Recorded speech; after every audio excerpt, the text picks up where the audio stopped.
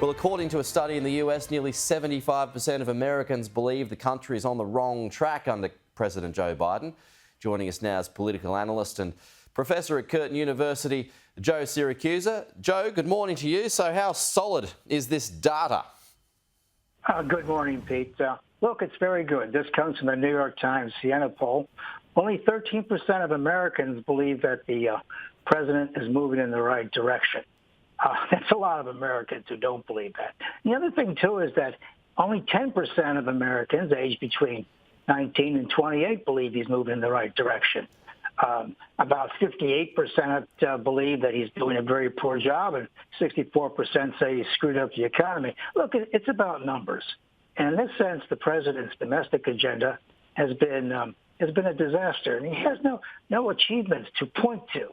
And politics is about numbers, Pete. You couldn't have the captain of the cricket team not bring home a victory for 2 years before it was time to replace him with somebody else.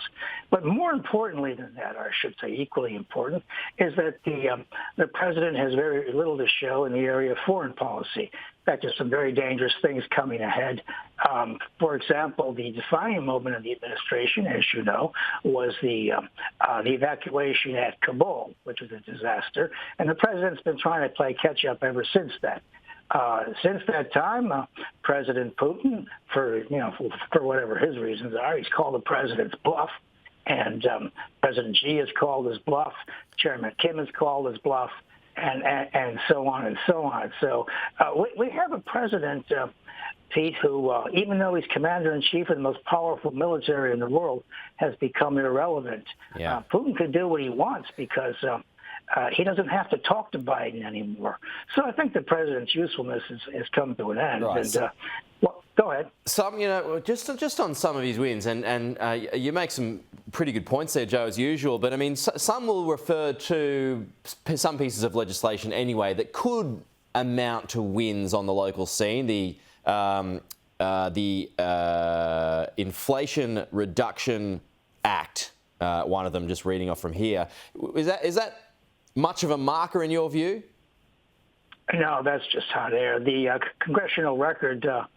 Congressional Research Office has shown that it will amount to zero at the end of the day. Right. And because, more money in the system creates inflation, and because, more money is chasing fewer products and services.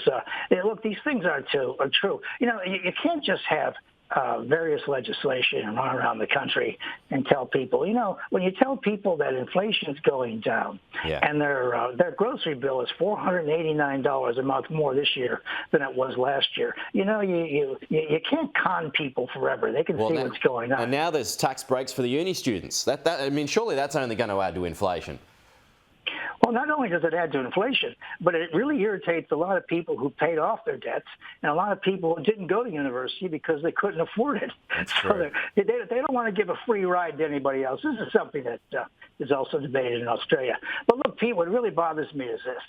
I think Biden at one stage could have browbeat Putin into doing something else. I think he could have browbeat Xi into doing something else. But, in the last week, we are, we're sort of a New York minute away from a disaster, the next Chernobyl in Ukraine, in Siracusa. And the president is not on the phone with other international leaders leading an international effort here to demilitarize that area. And look, it only takes about 90 minutes for those cooling systems to go down, and they create a no man's land for hundreds of miles in every direction. And even Putin can see this is dangerous because no one knows which way the wind is going.